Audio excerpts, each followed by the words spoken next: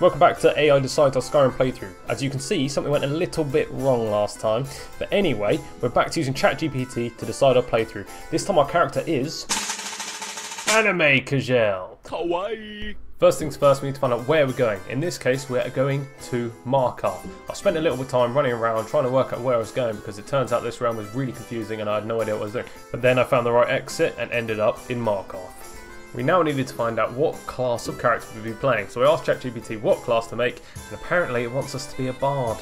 And in order to be a bard, we needed an instrument. So I went to the local tavern, picked up one that was just lying around, and thought, I need this more than they need it. With my lute in hand, it was now time to become the most famous bard in the world.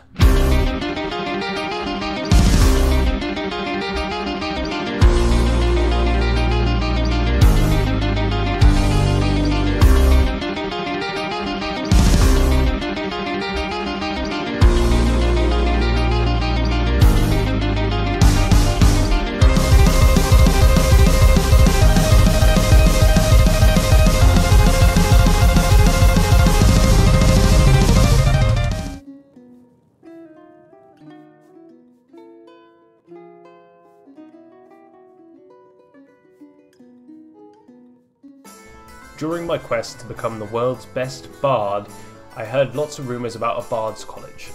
Unfortunately, when I went to the bard's college, it turned out they didn't want me. This guy told me he hated me and didn't want me included. Or maybe I broke my game with all the mods I added.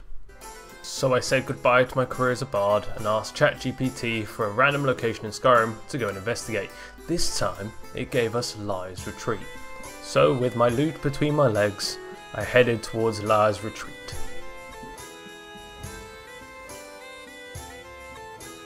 I then came across a random town that I've never seen before and has been introduced by mods and got heavily distracted.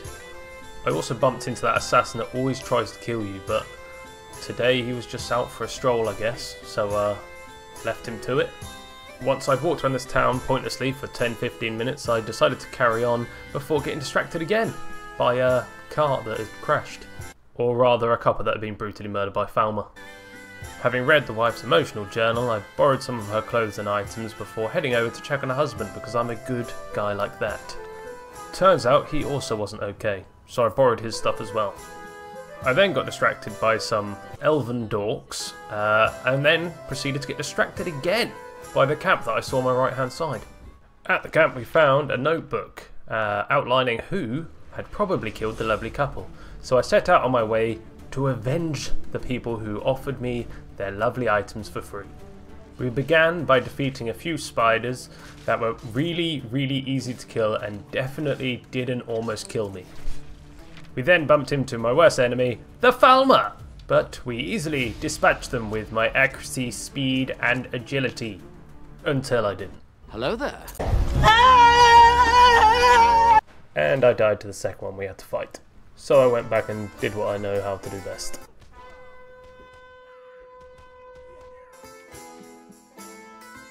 Blowing horns, watching fights, and shredding on the loot.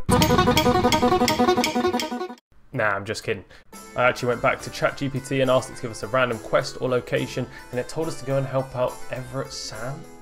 Sorry, I meant Evet San. Turns out all she wanted was a case of wine that the East Empire Company was holding. So using my good looks and charm, I went and got it for her. Ah yes, if she wants to pay the 2,000 gold tariff. Unfortunately, I don't have 2,000 gold, so I offered a juicy 55 instead. That would be acceptable. I then returned to Yvette, who kindly gave me 2 bottles of wine for my hard work. I swiftly chopped them and carried on about my day, where we were tasked to go to Broken Helm Hollow. But as a man who was recently killed by a Falmer, the thought of going out and getting involved in more combat is rather scary. But we boarded the cart and headed towards Riften.